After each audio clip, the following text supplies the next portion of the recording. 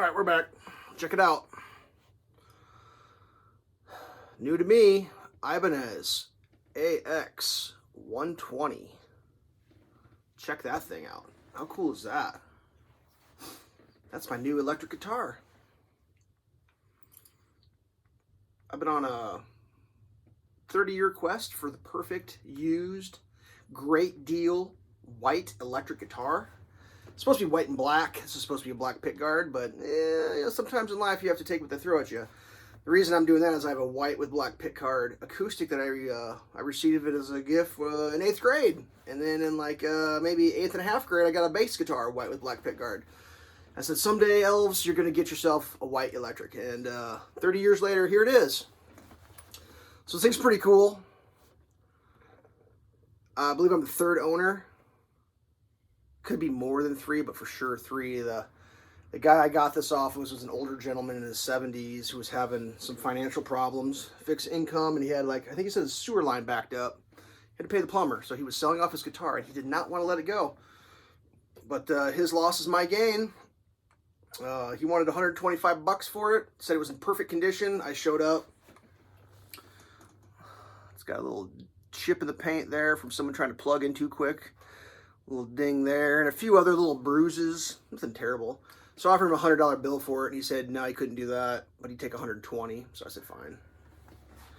A little, I think there's maybe like up here there might be a thing. I don't know. We're not plugged in right now.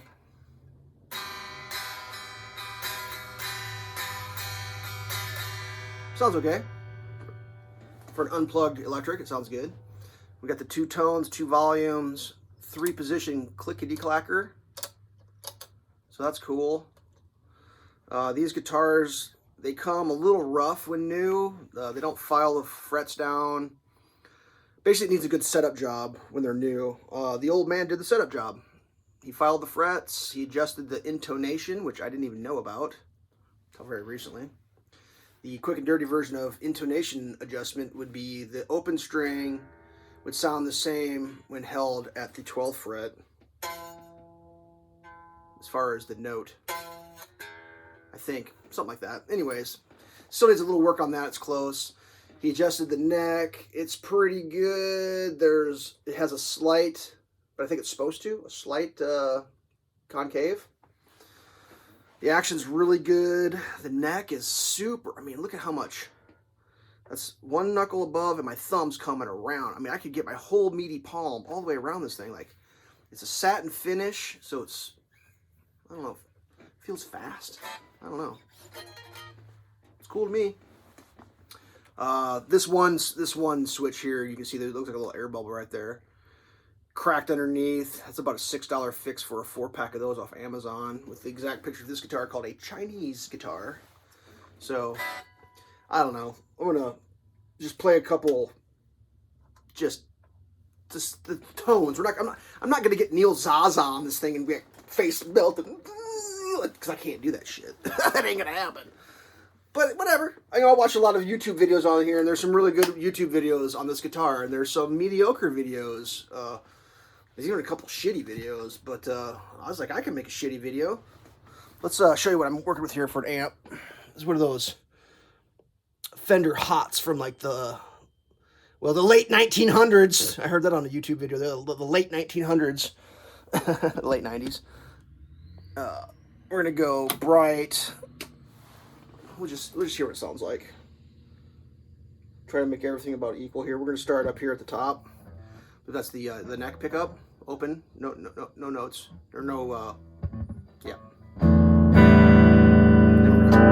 So this one back here really bright. I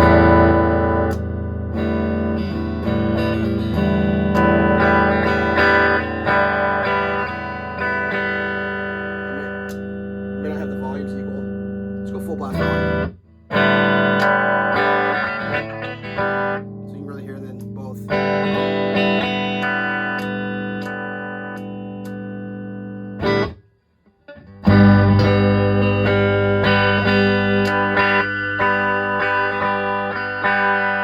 Might be a little loud. Sorry. We'll try that a little bit.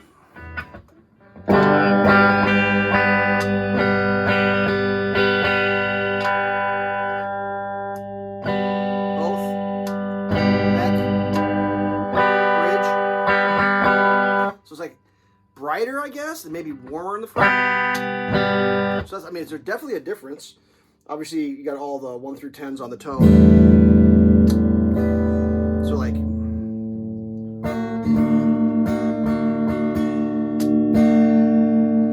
I think where it shines is you can have like 1B.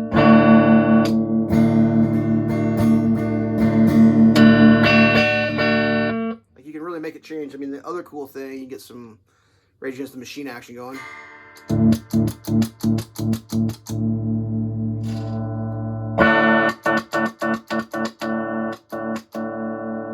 It's a little beyond my skill level to make that sound awesome, but it's available. I usually play like just down from 10. I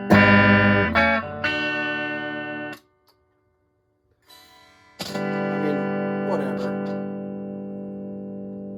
I think when it comes to electric guitars, like the more options, the more better. Does that sound like a thing?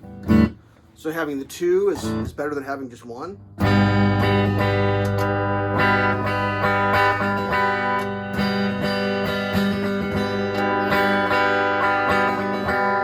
So it's definitely different. Let's put a little crunch in here. See if we can turn up the reverb. All right, here we go. Ready? We're gonna go. We're gonna go rear pickup first. Here we go. Don't judge too harshly.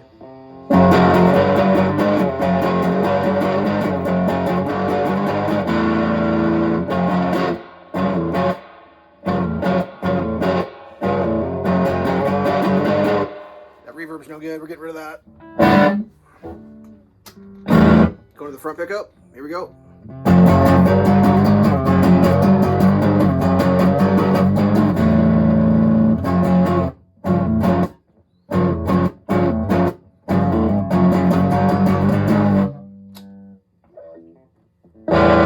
No reverb this time.